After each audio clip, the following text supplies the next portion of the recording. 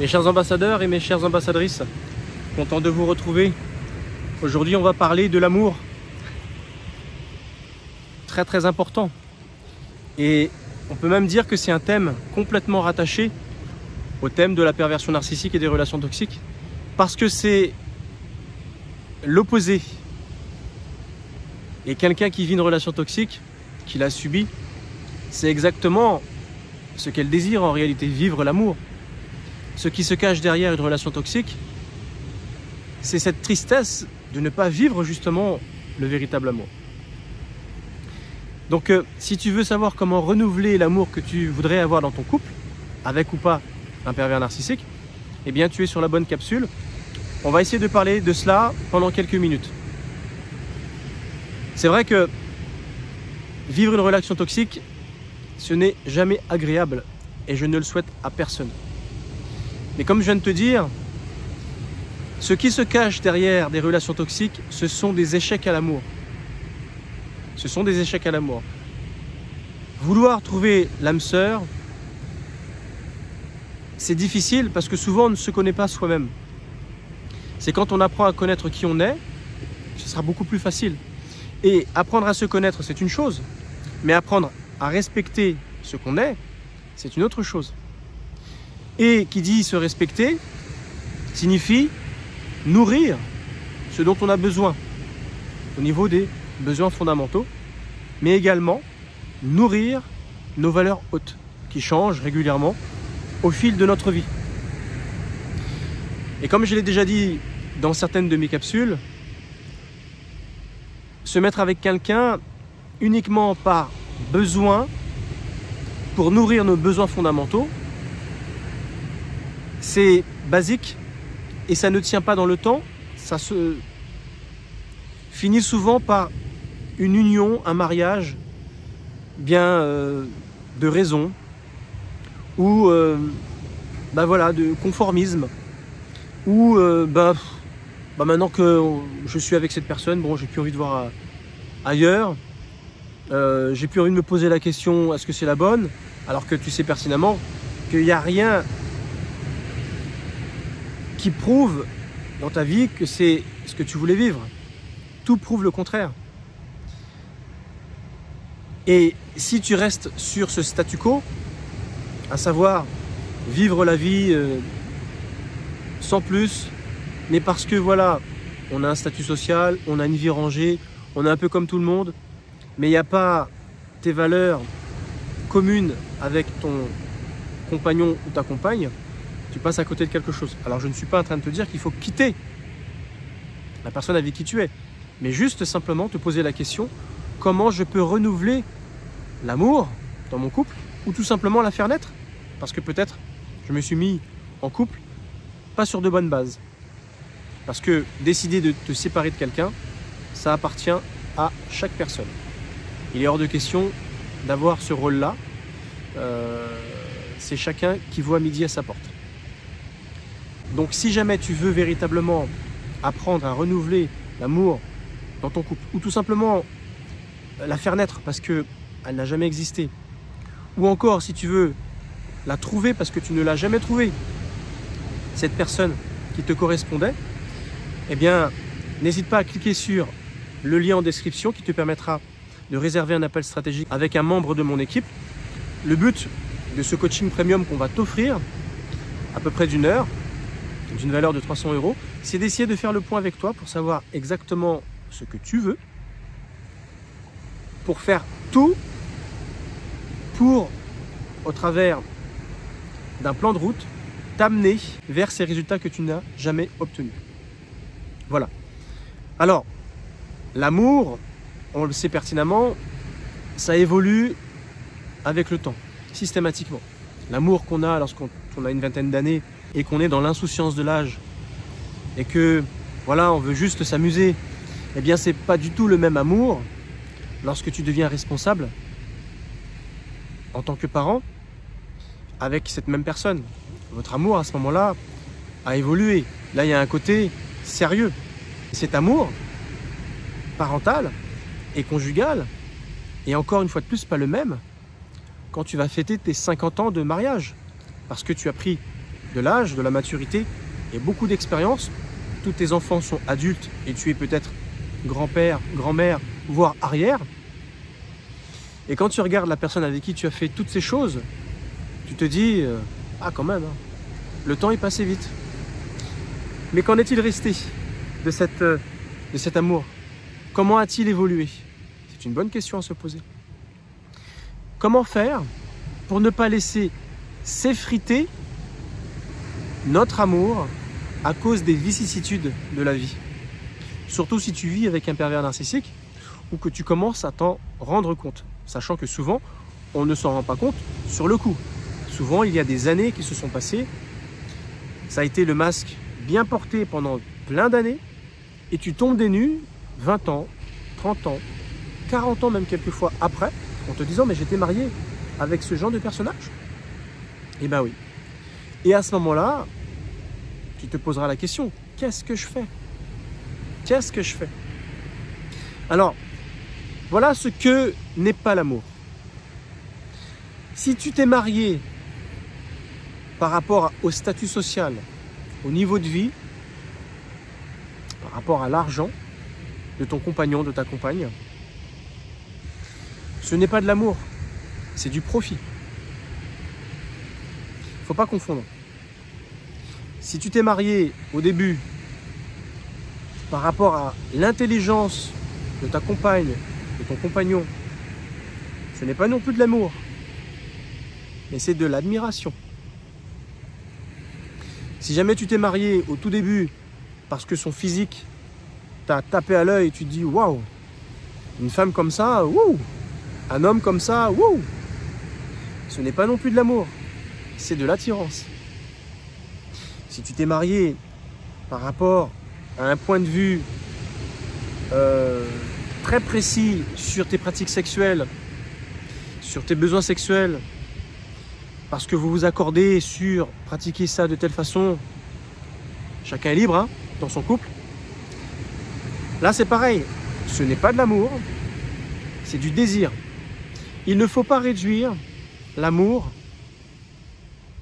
à tout ce qui s'y rapporte.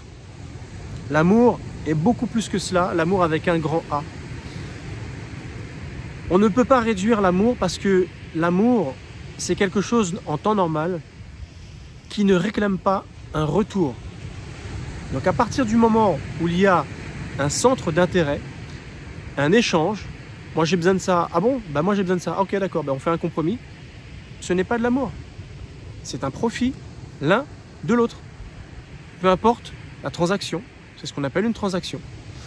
Alors entendre le mot faire des compromissions, c'est un non-sens quand on aime une personne, parce que on est prêt à faire des choses qu'on n'aime pas à la base. On est prêt à faire des choses pour l'autre, tout simplement parce que on aime cette personne et on est prêt à apprendre, on est prêt à mettre de côté ce qu'on aime, nos besoins, nos intérêts en temps normal, pour l'autre, en tout cas, le lui donner, parce qu'on sait que ça va lui faire du bien et que c'est important pour cette personne. Qu'elle ne soit pas là, cette personne, à nous la réclamer, tout simplement parce que soit on ne veut pas, soit on ne s'est pas rendu compte, ou soit simplement, il faut nous motiver parce qu'on le fait, mais on n'a pas envie. Là, c'est pas normal. Et pourtant, quand on regarde la plupart des couples, au bout d'un certain nombre d'années, qu'est-ce qui se passe? C'est souvent un petit peu ça. L'amour, la fougue, la partie, on va dire, idylle, ça s'est un petit peu estompé. Et on dit souvent, quand on s'aime plus, autant aller voir ailleurs si l'herbe est plus verte. Mais en fait, l'herbe, elle n'est pas plus verte ailleurs. Elle aura toujours l'impression d'être plus verte ailleurs au début, comme avec ta première relation ou ta deuxième. Parce que c'est tout nouveau. Donc du coup, on est en attente, on est curieux. Et au début, on fait toujours des efforts. Donc l'herbe est toujours verte à ce moment-là. Et puis finalement, cette herbe finit par faner. Et on se dit, mais pourquoi j'ai quitté mon compagnon ou ma compagne pour revivre la même chose? Parce que tout simplement, l'herbe n'est pas plus verte ailleurs. Elle est verte là où tu arroses.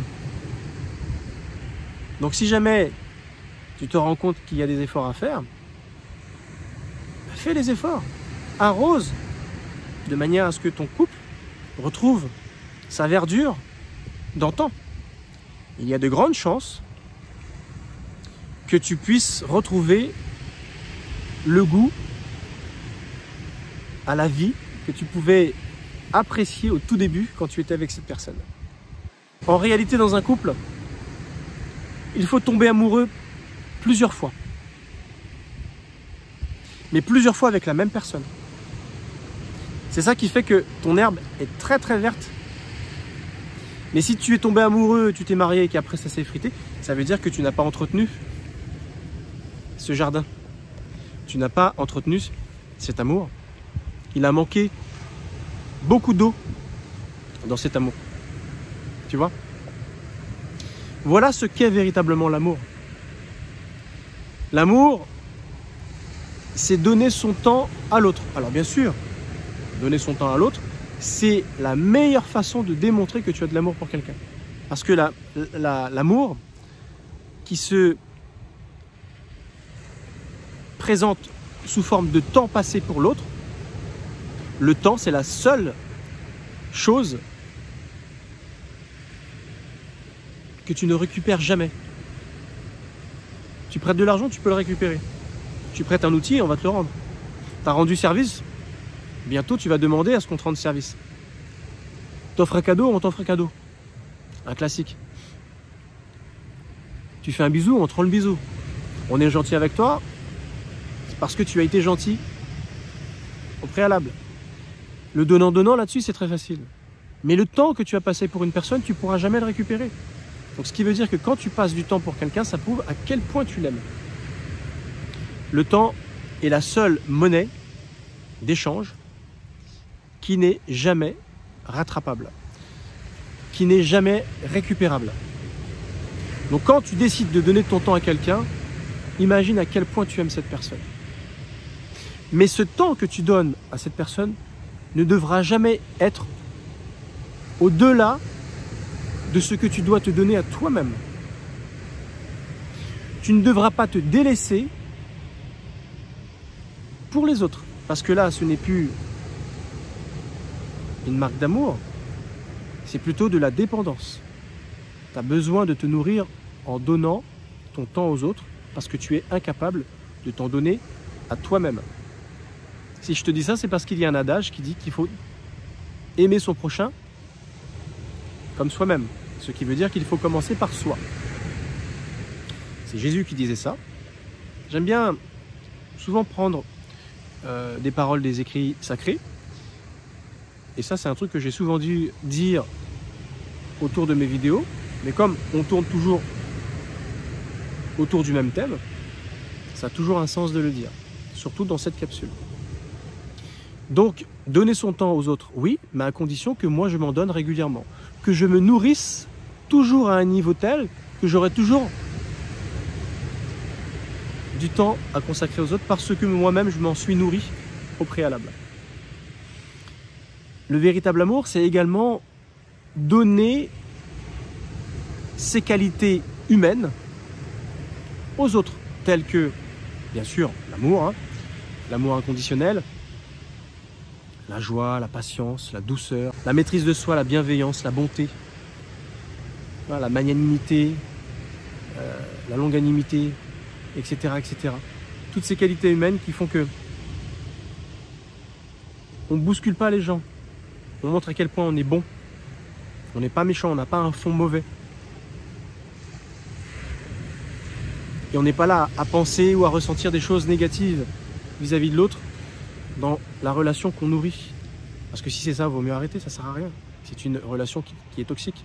Toutes relations qui sont alimentées par des pensées négatives est en soi une relation toxique. Dans une relation amoureuse, les relations amoureuses, j'entends, il ne faut absolument pas qu'il y ait de ressenti. Ressenti, c'est-à-dire des sensations négatives, des pensées, des émotions négatives. Non. Mais tu vois, toutes ces qualités humaines que tu es prête à donner aux autres, ça doit se faire exactement comme le temps. Jamais plus qu'à toi-même. Si tu le donnes aux autres, ben c'est valable également pour toi. Il faut d'abord que tu t'en donnes de la patience, de la bonté, de la bienveillance, de la maîtrise de soi, etc. etc. Si tu as besoin de te poser, ben, il faut que tu te poses. J'ai besoin de toi, aide-moi. Écoute, là c'est pas le moment, je suis fatigué. Mais c'est urgent, c'est quoi l'urgence? Ben c'est ça, ça, ça. Écoute, c'est pas si urgent que ça. Là je suis fatigué, je veux bien t'aider, c'est pas le souci. Et là je viens de faire ça, ça, ça. J'ai besoin de 5-10 minutes, s'il te plaît. Et pas, tu viens de quitter quelque chose et puis tout de suite derrière tu embrayes et t'arrêtes pas. Et le seul moment où tu vas être tranquille, c'est quand tu vas éteindre ta lumière pour dormir.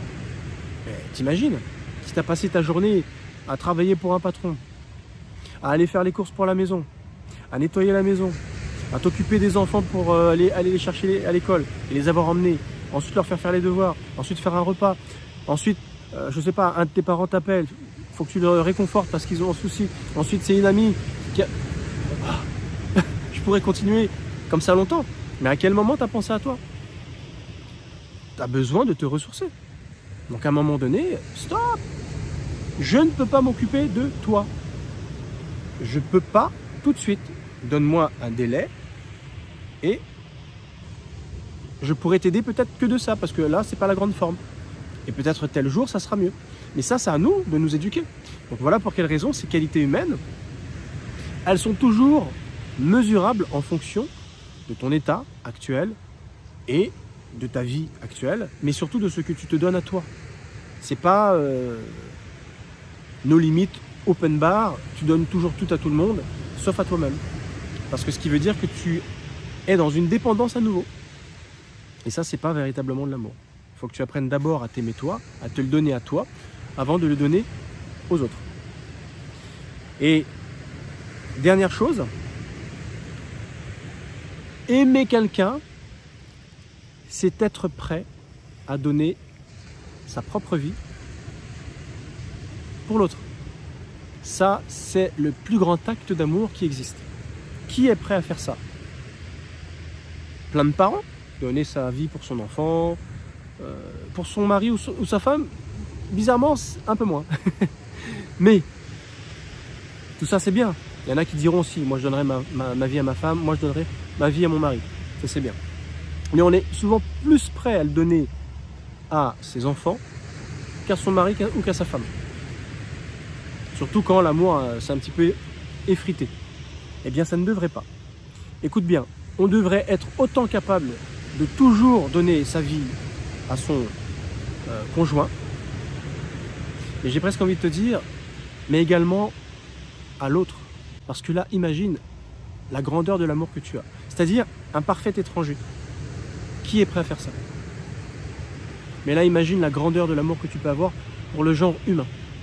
C'est énorme ce que je suis en train de te dire là. Et pourtant, c'est encore dans les écrits sacrés que tu entendras, que tu diras ce genre de choses. Le plus grand amour, c'est d'être prêt à donner sa vie pour une personne que tu ne connais pas. Et sache que certaines personnes sont capables de le faire. Ouais. Mais tu vois, donner sa vie pour quelqu'un d'autre, j'ai envie de te dire, comme pour les deux précédents, pas plus qu'à toi-même. Si tu es capable de donner ta vie pour les autres, il faut que tu sois capable de la donner à toi-même. C'est-à-dire la perdre pour tes idées, la perdre pour tes valeurs, la perdre pour tout ce que tu conçois être juste et bon.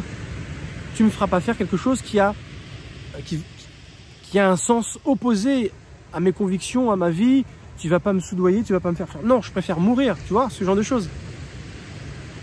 Ce qui prouve que tu as une conscience du bien et de ce qui est bien pour toi et ce qui ne l'est pas. Mais tu ne peux pas, du jour au lendemain, renier tout ce qui a fait ce que tu es parce qu'on te menace de mort et on te demande peut-être de renier tes convictions, ta foi, l'amour que tu as pour quelqu'un d'autre. On te demande d'avoir un acte, mais j'ai envie de dire délétère, qui n'est pas humain. Et bien, ça, tu devrais être capable de dire non. Je préfère mourir plutôt que de faire une telle chose. Et une fois de plus, il y en a qui en sont capables. Mais d'autres qui sont prêts à vendre leur âme pour rester en vie parce qu'ils ont peur ou parce que finalement, ils ne sont pas prêts à défendre qui ils sont vraiment. Voilà. Merci de me dire ce que tu en penses. Je t'ai dépeint un petit peu ce qu'était le véritable amour et comment il doit être entretenu si tu veux raviver la flamme du départ.